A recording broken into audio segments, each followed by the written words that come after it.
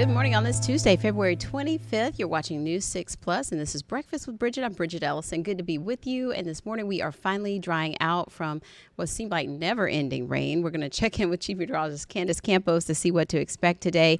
We also have a chat this morning with a pediatrician from Orlando Health about the latest guidelines about children's beverages, and some of it might surprise you. So she's coming up a little bit later, but let's get you ready to head over to the Pinpoint Weather Center with Chief Meteorologist Candace Campos. And Candace, it's nice and cool out there this morning. I had to run out to the car for something. I know it's cooler out there. It's also looking a bit kind of on the gloomier side of things because we still have that cloud cover that's trying to get out of here. But once it does, I can guarantee you it's going to be a much nicer day. Today, temperatures back into those 70s. Now, although it might look gloomy and rainy, it's not raining right now. We're looking mostly dry at this point in time. But again, it just takes a little longer to get the cloud cover out of here. So let's take it to the maps and show you what you can expect over the next couple of days. Today, it's going to be a bit warmer than yesterday, and we're going to continue to warm up gradually throughout the rest of the week. And then into Friday morning, we are watching a cold front come through, and that's going to bring temperatures back into the 60s. Looking at the setup, though, there's that area of low pressure. All that rain yesterday, significant rainfall, by the way. We've racked up between about a quarter of an inch or more than an inch in some locations, and that really is going to help drop all that dry air kind of on the backside of that. Continue to usher in some much more comfortable air in the forecast today. Temperatures out the door where the skies are clearing towards our western side. We're seeing temperatures a bit cooler. We're in the upper 50s, but along the coastline where temperatures are still in the 60s, that's where we are still dealing with a lot of that cloud cover that is slowly pushing away. In the meantime, though, this afternoon temperatures are going to be much nicer. We're back into those 70s, although Volusia, Flagler County, you might actually hold on to those 60s for the majority of the day. But as temperatures continue to rebound back into the 70s today, pollen numbers are going to rebound. It was the wettest day of the year yesterday, but it was also the lowest pollen numbers we've seen in about 2 months. So it was a nice little break from the heat and the pollen, but all of that will come right back into the forecast. You can see here clouds and rain still showing conditions drying out nicely, but then we are watching the approach of another cold front. And that cold front this time around won't be too soggy. Just a couple isolated sprinkles can't be ruled out. But then once that front clears, temperatures will cool down, the skies will clear. How much will it cool down? We'll be back into the 60s on Friday. But for those who are hoping for a warmer weekend, it looks like we'll be rebounding those temperatures back into the mid to upper 70s throughout the weekend. Overall, looking nice. The majority of the week will stay in the 70s. The majority of the week will be dry. As of now, it looks like the coldest point of the week will come late Friday night and into early Saturday morning, where temperatures as far south as Orlando could get into those 40s. Tonight, we actually could get a couple 40s, but that will be across our far northern zones today. So drier. It's still kind of gloomy. We just got to get a couple more hours for all that cloud cover to move out with that front, and then we'll really be able to sit back and enjoy more sunshine today. Okay, and it looked like the hottest day was going to be Thursday for now. Yeah, ahead of that. Yeah, right ahead of that cold front, we'll start closing in a little bit closer towards that 80-degree mark. As you know, a lot of that heat and humidity tends to build up before that cold front comes through. So we'll look at about a 10-degree drop between Thursday and Friday. I saw that. Yeah. All right. Well, thanks, Candace. You're welcome. And we do want to check on those roads. Trooper Steve is off, and our Crystal Moyer is standing by there next to Candace in the Pinpoint Weather Center. And how are things going this morning, Crystal? Good morning.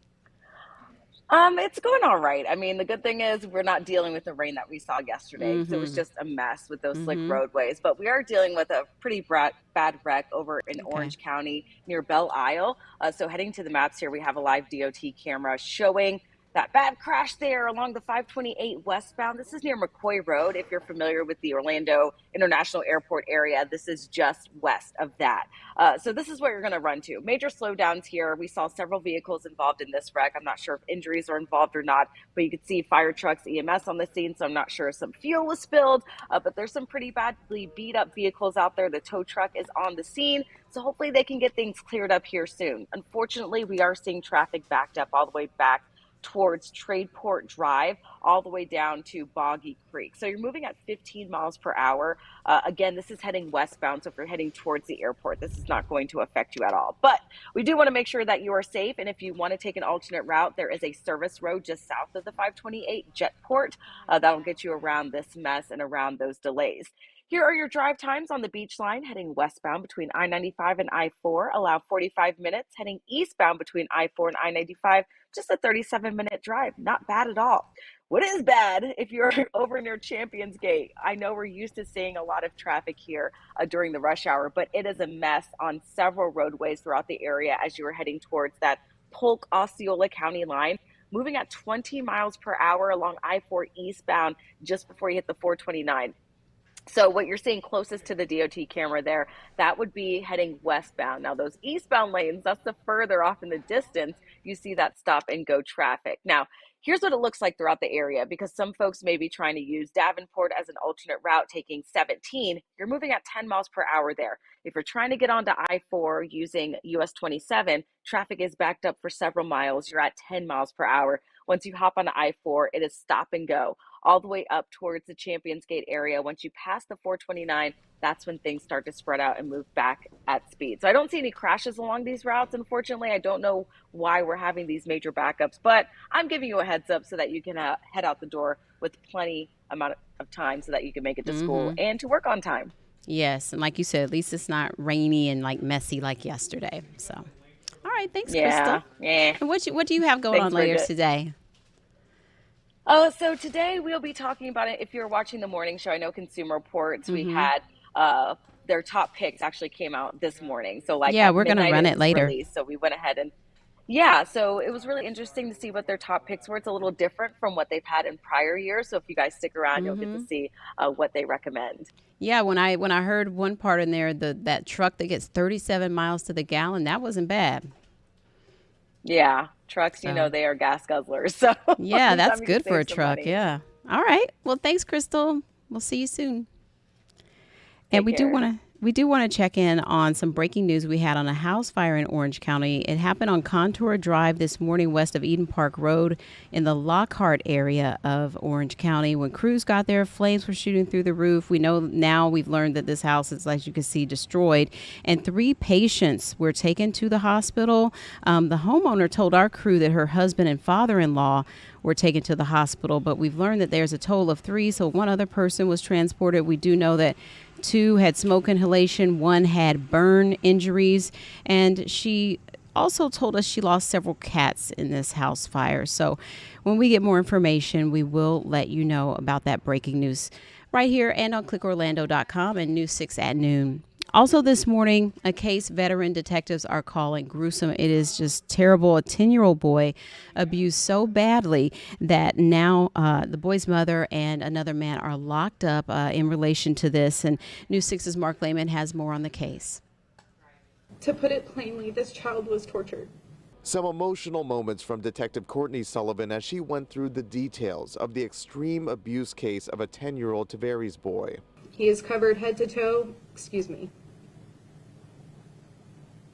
He is covered head to toe in various size bruises that are in various stages of healing. Investigators say they found evidence of prolonged abuse at the home, which remains an active crime scene. Neighbors finding the allegations disturbing. I was real shocked when I found out what's happened. It's sad to treat a kid like that. This morning, the boy's mother, 37-year-old Kimberly Mills, along with 36-year-old Andre Walker, are in jail on felony charges. It's after detectives say they dropped off the child at a hospital Saturday night. According to police, this is a still image of Walker before he and Mills left the ER before law enforcement arrived. Mills later returned and was arrested. Walker turned himself in yesterday. And so we'll continue following that story out of Tavares. Also this morning, that deadline for nearly 2 million federal employees to respond to an email explaining what they had done at work the previous week has officially come and gone. And we've learned that it is still causing some chaos here because it was threatening to fire people who didn't answer. But then leaders of the different federal agencies told employees not to respond. And so here's Amy Kiley with more on that. There's a lot of confusion Calls for clarity are growing around an email asking federal employees what they did last week. It's now past the response deadline listed on the email, but Elon Musk is doubling down. He says employees will get another chance to submit answers. He says on X, quote, failure to respond a second time will result in termination. That post yesterday comes just hours after seemingly contradictory guidance from the Office of Personnel Management. That's the agency that sent the email. It says responding was voluntary but strongly encouraged. In fact, a number of federal agencies say they don't want their employees to answer. When is it that somebody doesn't answer the email and they are reprimanded or let go or terminated? A handful of Republicans are joining those who say the mixed messages are confusing. Senator Shelley Moore Capito says the email wasn't handled well. She says clarification would be good. Senator James Lankford says he wants to know, quote, where did that come from and why did that go out that way? Just ease up a little bit so we can actually get some really good things done, but make sure it's concisely done without a lot of negativity. Calls for compassion are on the rise, too. As federal job cuts continue, lawmakers say they're hearing from constituents who are now out of work. I really wanted to hear their concerns, and let's work together about how can we find you the next job. Amy Kiley, Getting Results, News 6. And so we'll keep following that story as well. Also this morning, pushback in the Soto area of Orlando, where neighbors there are concerned about plans to develop a homeless shelter. There are state guidelines that require cities to accommodate the homeless with different services, but folks there are worried about property values, and they are worried about the city being transparent about their plans. Mike Valenti has more on their concerns. I was hoping this would be like a discussion.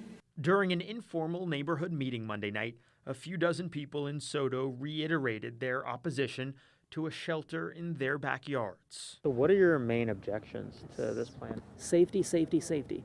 Octavian Kentilly formed the website StopSotoShelter.com, arguing in part that those who don't end up complying with the shelter's rules might end up lingering on the neighborhood streets. In my opinion, big shelters do not work. Back in November, Orange County agreed to lease the space to the city for $1 a year for 7 years. That agreement stipulates that when it comes to this shelter, the city conduct appropriate community engagement, and it adds that the city reach community consensus. In your opinion, has the city done that? No, and that was my language that I had put into that agreement. Myra Uribe is this district's Orange County commissioner. She claims Orlando has not provided any meaningful updates in 4 months. People living nearby agree. There's zero transparency. I've had a lot of people ask me over the weekend, what do I do? What can we do? Uribe says what they can do is to continue to write the city and county. And next week, she'll be back for another Monday meeting, this time with a city commissioner expected to attend. There's a lot of questions that haven't been answered. A page published on the city's website states that the process for public input would likely start in the first quarter of 2025. Mike Valenti, Getting Results, News 6. A bit of a positive update this morning from the Vatican, saying Pope Francis is showing slight improvement as prayers continue pouring in from around the world. The 88-year-old pontiff remains in critical condition in Rome at the hospital there. The Vatican says that he's been able to do some work, and the potential kidney failure doctors were concerned about is no longer a worry. They also say he is still receiving oxygen, but it has been reduced to a slower rate. But for the second night last night, hundreds gathered in St. Peter's Square to pray for him, with a service led by the second most senior cardinal at the Vatican. We're going to take a quick break. We'll be right back with our interview with a pediatrician about the latest recommendations from the American Academy of Pediatrics. Welcome back. This morning, we're taking a closer look at the latest recommendations from the American Academy of Pediatrics. And with us this morning, we have a pediatrician from Orlando Health, Dr. Gayatri Kapoor. And we really appreciate you joining us this morning to talk a little bit more in depth about this, because it is one of those things that comes up every so often. So these recommendations, are they much different from previous ones, or is it more like a reminder? Thank you so much for having me this morning. Yeah, that's a great question. So Really, I think it's more of a reminder to kind of revisit these old recommendations of not letting our young children be exposed to fruit juices, any sugary beverages, any sports drinks. The guidelines really come from the AAP, but more research was done with convening a panel from the dietetics community, the dentistry community, and these revisit the ages of 5 to 18. And so I was looking really closely at it. It says plain drinking water, plain pasteurized milk, but limit 100% juice, plant-based milks, and flavored milks, and then avoid those sports drinks, sodas, fruit drinks, fruit aids, agua frescas, sweetened waters, energy drinks, energy shots, coffee, tea, etc. Of course, this ranging from 5 to 18. And so what have been some of the trends? Are people really starting to get away from milk? And because I see they're saying limit the plant-based milk. So if you have people just slacked off more on drinking milk than maybe like when you and I were kids, or what have been some of those trends? Yeah, I think it's just there's so much information in our community. And as allergies change and, people develop sensitivities or people become more health conscious, people tend to, choose these plant-based alternatives as the first line rather than going to traditional milk. So I think that's really where the change has come. But we see that research shows that, plain pasteurized milk is really the best. And, even better than that is just plain water. I think we forget that water itself has plenty of minerals that are essential for us. And we know soda's bad. We know that, kids shouldn't be drinking sodas or, caffeinated drinks. But a lot of that, including the energy drinks, you said is more of a concern for the older age group that we're looking at. Yeah, so a lot of these energy drinks, not only do they have added sugar, but they have other sweeteners like theanine, like guarana, like aspartame, hidden things that we don't see on the label as sugar necessarily, but that's what they turn to in the body. And we know that as kids grow and as they become adults, that there are health risks like links to type 2 diabetes or cardiovascular issues. And we've seen a trend upward with obesity and diabetic conditions. And some of that is linked to a lot of the calories coming from the beverages. Yeah, and I don't think it's so much as the calories necessarily as it is the sugar content. So we know that when we drink even 100% fruit juice, which is what's recommended should you choose to give your child any juice, it quickly brings up your blood sugar, and then there's a big crash. And this can leave kids feeling tired. It can affect your sleep quality. In kids that take, energy drinks or caffeinated beverages, it can cause poor sleep quality or higher blood pressure. So I think, we underestimate the effects of these kinds of drinks. And then I noticed they even said that no more, if you do occasionally have juice, like it needs to be 100% and no more than 4 ounces. So that's not a whole lot.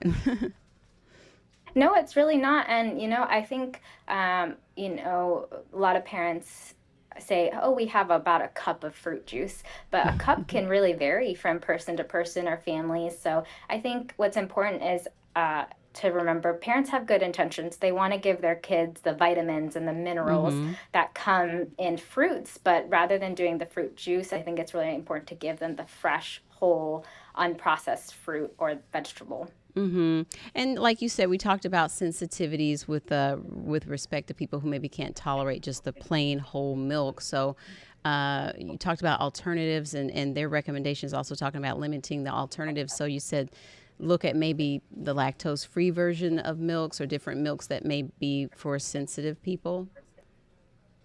Yeah, so the research and the article that came out suggests using like the same version of milk, but just the lactose-free option. So, there's things like Lactaid or even Fairlife, but definitely still pay attention to the hidden added sugars that sometimes is even in products like those. Okay. Well, anything else we should keep in mind before we go? I think that's really everything. Just be mindful and give your kids the whole unprocessed food rather than the vegetable juice or fruit juice options. Wonderful. Well, this is always good information. Dr. Kapoor, thanks for taking some time out to chat with us about this. Thank you so much for having me this morning. Take care. You too. Also this morning, like Crystal mentioned, Consumer Reports out with the latest on their best picks for 2025 vehicles. And it might surprise you, but they have a nice assortment of safe, reliable, and budget-friendly choices. So here's Crystal with more on the top cars of 2025. Every day, Consumer Reports tests new vehicles at its state-of-the-art facility, evaluating everything from safety and performance to fuel efficiency and cargo space. So here are Consumer Reports' top picks for 2025. The Toyota Highlander Hybrid is CR's choice for the best mid-sized SUV. The Highlander Hybrid is a great choice for a family road trip with 3 rows of seating, 35 miles per gallon overall in Consumer Reports testing, and a near 600-mile cruising range. The Subaru Forester is CR's pick for the best compact SUV. Its redesigned cabin is quiet and comfortable, and it gains some cargo space. The Forester is also efficient, averaging 29 miles per gallon in Consumer Reports tests. But a car doesn't have to be expensive to be a top pick. Take the Nissan Sentra, which starts at just over $20,000. It has great handling, a comfortable ride, intuitive controls, and a ton of its standard advanced safety features, making it an exceptional value. The redesigned Toyota Camry is only available as a hybrid. This top pick for sedans is fun to drive, reliable, and fuel efficient.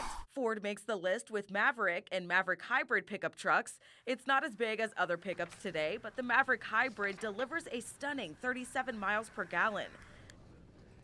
That was pretty shocking. That's nice. So you can check that out again on the insider page at clickorlando.com. We're continuing to follow up on different cities making choices about fluoride in the municipal drinking water. And so last night, Leesburg, Oviedo, and New Smyrna Beach all voting to remove fluoride or not to repair equipment that adds it to the water. City leaders say it's in part due to costs, health concerns, and bills banning fluoride expected to come up in Tallahassee. And it comes after the state surgeon general raised concerns about possible negative impacts for health, especially for children. And you saw this story first online on clickorlando.com. A Pennsylvania-based pretzel company is bringing their treats to the Sunshine State. And so you won't have to wait long to find it in Orlando either, because Philly Pretzel Company is planning to bring its first store here later this year. The company specializes in soft pretzels, pretzel dogs, mini cheesesteak stuffed pretzels, and pepperoni melts. And if you can't wait for all the details, again, you can find that on clickorlando.com. I can almost smell those pretzels. They look so good. We want to remind you to send us your story ideas for Oviedo. That is where our newscast will hit the road next. And so we want to know about the issues that you want us to cover, the stories and people there that you want to have highlighted. So let us know at clickorlando.com/hitstheroad, and we look forward to bringing those to you. And that's going to do it for us on Breakfast. We'll see you again at noon. Have a great day.